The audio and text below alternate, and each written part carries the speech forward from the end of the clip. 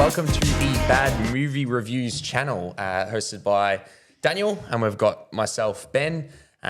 We'll be reviewing the sequel to the, fantastically reviewed film in general. We really enjoyed it, Knives Out. So the sequel is called Glass Onion, a Knives Out story, which obviously follows Daniel Craig as Benoit Blanc. Basically, he's just travels to Greece, really, for a new case. So obviously we'll be getting a lot of these anthology kind of films. Apparently it's announced that there'll be a few coming out, and obviously all co-produced by Netflix. Of Knives Out, they're like making more. Yeah, I think the original deal was like 250 million for like 4 or 5 of them or something. Cool. Why not?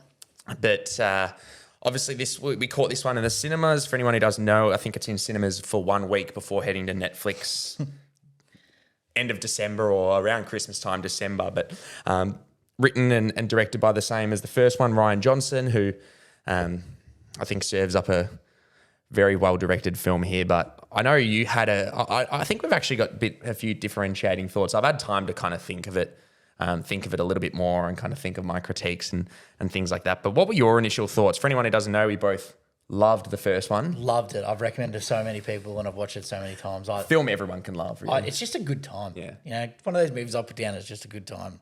I thought it was always well acted and well cast, and I thought this was, similar. There was a lot of great acting and great casting in it. And the acting that was terrible were intentionally terrible to fit the position of that character too. And I thought that was great. Loved the concept. So in other words, they acted really well. They acted really well because they acted really well to be bad. Yeah. And loved seeing Batista play a 7-foot massive nerd. I feel like he's sometimes real hard to cast, and he's either going to play this like guy that's going to like chop everyone up and be like some kind of like, killer dude, assassin, whatever, something along the lines of that. Not as nice as an assassin, but I thought this was a funny change. I was like, man, him being an absolute nerd, Twitch streaming, I'm like, this is hilarious. This guy's massive. Like, why not? Sure. Anyway, I love the concept of the glass onion. The whole layers, but you can actually see all the way through it into the center where the actual whole like story and everything unravels. And I feel like that was a great analogy or concept for the idea of the movie and the way it's kind of structured. I did not like this movie as much as I liked the first. And for me, it was very similar to like Murder on the Orient Express versus Murder on Death on the Nile, where I felt like Orient Express was great. And then on the Nile, it was kind of like a weird, confusing kind of story where there wasn't as much mystery aspects as in like the first one felt like Cluedo, like here, let's view all these different points of views. Let's view all these things that happened. Let's give you no clues and no evidence, but just enough to keep you engaged and you're still trying to figure it out. I feel like this one was like, well, it's definitely not these people. It must really kind of be this person. They gave you like little aspects, little things that didn't. It's told in a very different way. Yeah. And look, I know you touched on was it 3 Bs or whatever for a sequel? Yeah, bold, bigger, and better. Yeah, I thought it was bold. Definitely bigger. I thought it was definitely bigger, 100%. The cost of it would have been outrageous too compared to hiring out a house compared to whatever the hell that was. But better. Not going to cross that one for myself, unfortunately. But I thought it was good. It wasn't a bad sequel. They didn't follow up with a terrible movie. They just followed up with something, for me, just fell a little bit shy of the first film. Casting, as usual, was great. Acting, as usual, great. I'd love seeing Daniel Craig in a film like this. I feel like he is perfect for it. He's perfect for it. He's like, he's got this like underside persona that we just put there because of the movies he's been in. And I feel like he just slides into this like he was always meant to be in these films and acted great. I loved it. I feel like he's a great fit for it. Looks like he's having a lot of fun. Yeah, that's one thing. It feels like it's definitely like less stressful. He feels more natural in this. He gets to have a great time. He came out and said he would rather kill himself than ever play Bond again, and then ended up doing another one. But yeah, so you can tell he's obviously enjoying this. I guess spoilers in the last one then.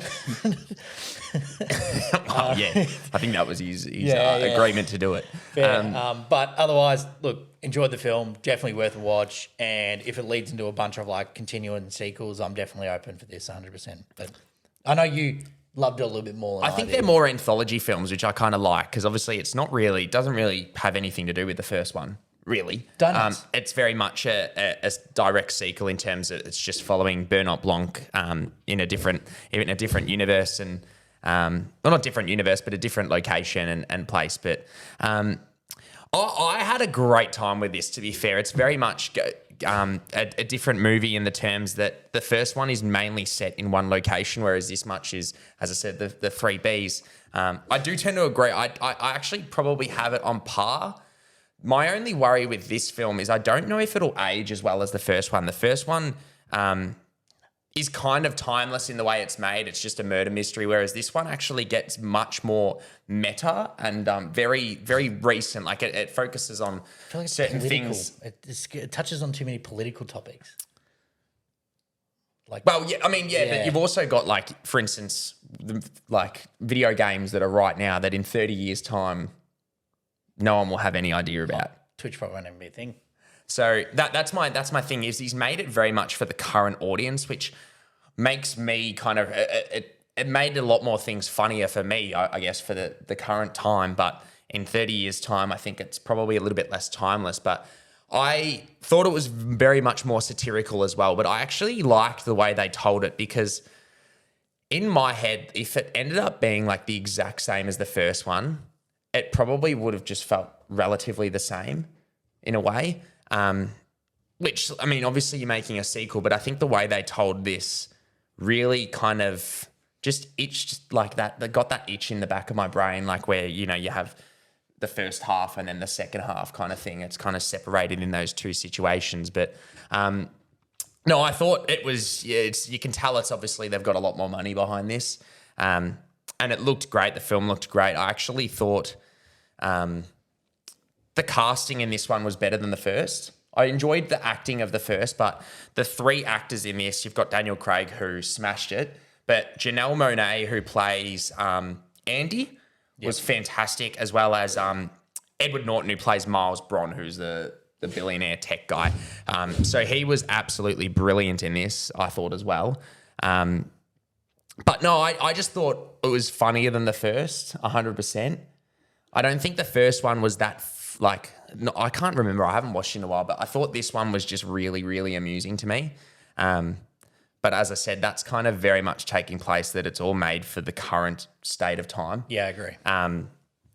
I just thought it was brilliant, but it wasn't better than the first. I thought that I probably have them currently on par. It's just I think I enjoyed it in general a bit more than yourself, but I just think, in terms of the way it's told and things like that, it's very much different to the first, and I think it will be very divisive.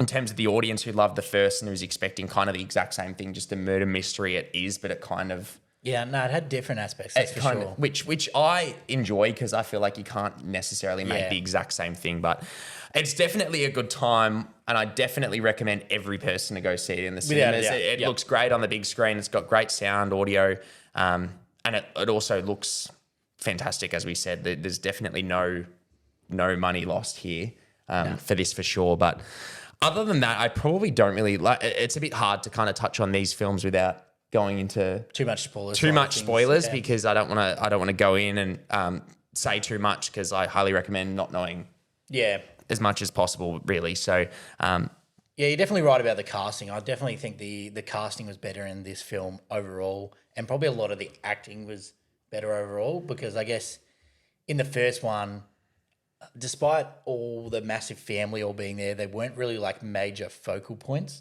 The kind of everything else that was happening was, where I feel like this one, they were the key aspect of the story. That's 100% agree. That was very much, I guess, the difference in the first one, whereas you kind of had everyone taking part, whereas this very much had kind of three main focal points. Yeah. And then everyone kind of intertwined, which I really enjoyed. But I know people might think obviously different if they've absolutely adored the first one and are kind of going in expecting the exact Cluedo in a film, which even then you get that kind of meta aspect. So other than that, I don't really have sort of too much to say without going into spoiler territory. So I'll avoid it there. But other than that, let us know what you think in the comments if you are watching it, for all our 15 subscribers at this current point in time. But other than that, that's all we have for today.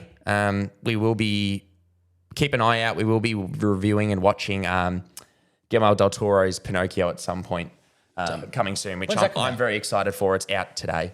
Oh, Yeah, it came out today, but it's only, being a Netflix film, it's only at certain cinemas and certain times. And being a kids' film, I think it was at like, not a kids' film, but 10:30 a.m. But Yeah, other than gotcha. that, we'll leave it there and we'll catch you next time. sounds great.